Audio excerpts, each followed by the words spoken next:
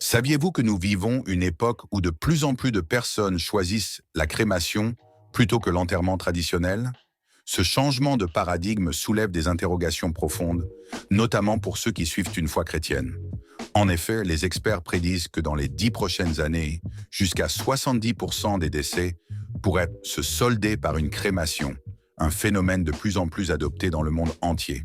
Alors, face à cette tendance croissante, les chrétiens devraient-ils envisager la crémation comme une option légitime? C'est une question qui mérite d'être explorée sous différents angles. Dans cette vidéo, nous allons aborder 4 questions essentielles qui nous aideront à mieux comprendre ce choix funéraire. Premier, qu'est-ce que la crémation exactement?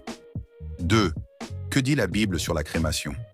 Troisième, la crémation affecte-t-elle le corps ressuscité que Dieu promet de restaurer? Quatrième, pour les chrétiens, quels sont les aspects à considérer avant de choisir entre la crémation et l'enterrement traditionnel?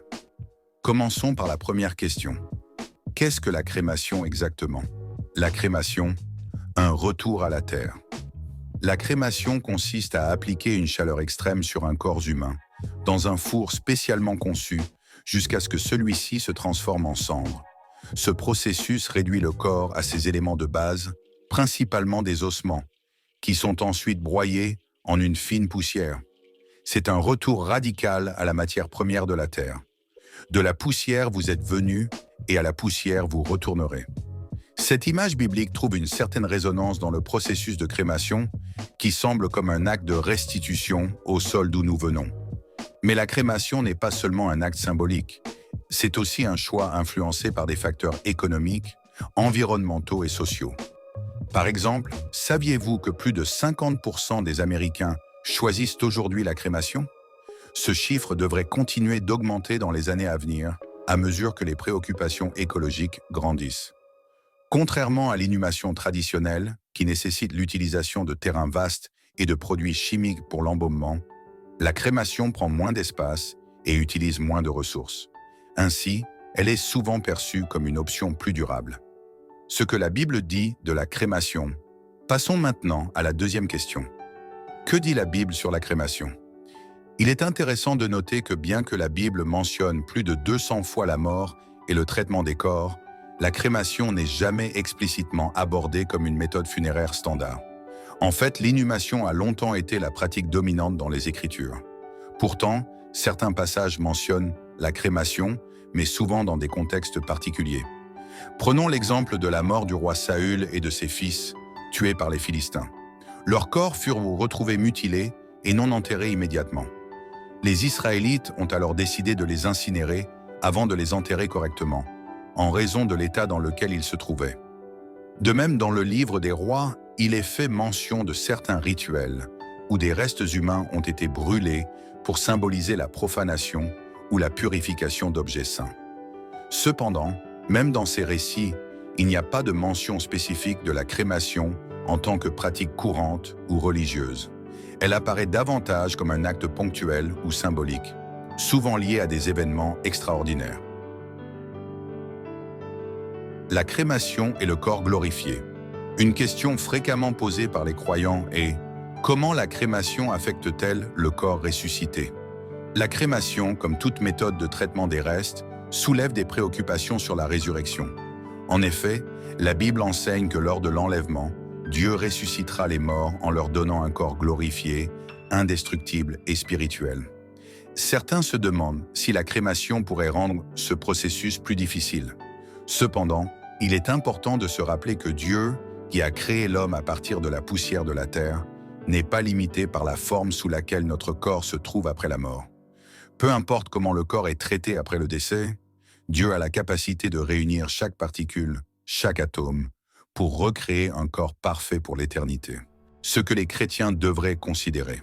Enfin, pour les chrétiens qui envisagent la crémation, il existe plusieurs facteurs à prendre en compte.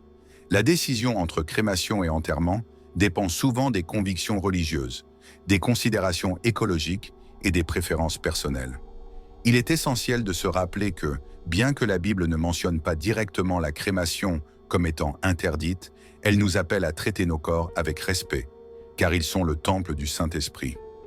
La question de savoir si la crémation viole ce principe spirituel est un sujet de débat parmi les théologiens.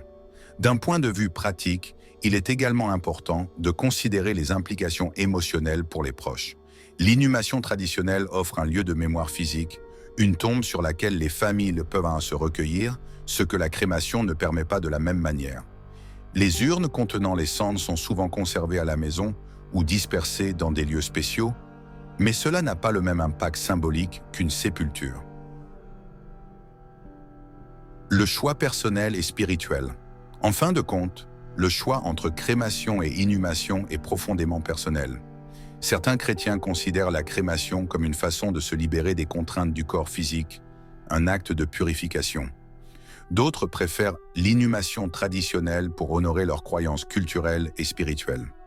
Le plus important est de choisir la méthode qui reflète au mieux la vision que l'on a de la vie, de la mort et de l'éternité.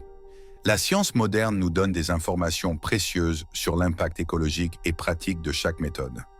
Par exemple, la crémation est souvent perçue comme une option plus écologique, réduisant l'empreinte carbone associée à l'inhumation. Cependant, certains s'inquiètent des émissions de gaz liées à la crémation, bien que des technologies récentes cherchent à minimiser ces effets. Conclusion, trouver la paix intérieure. En définitive, la question de la crémation reste complexe, mêlant croyances spirituelles, choix personnels et préoccupations écologiques. Ce choix, comme tant d'autres dans la vie chrétienne, doit être fait avec réflexion, prière et en tenant compte de l'enseignement biblique. Si vous êtes confronté à ce dilemme, prenez le temps d'examiner vos convictions profondes, de discuter avec votre famille et votre pasteur, et de prier pour trouver la paix intérieure dans votre décision. N'oublions pas que la manière dont nous traitons nos corps après la mort n'est qu'un petit aspect de l'histoire éternelle que Dieu nous promet. Ce qui compte réellement, c'est la transformation spirituelle que nous vivons ici et maintenant, et la certitude que nous ressusciterons dans un corps glorifié, peu importe ce qui arrive à notre corps terrestre.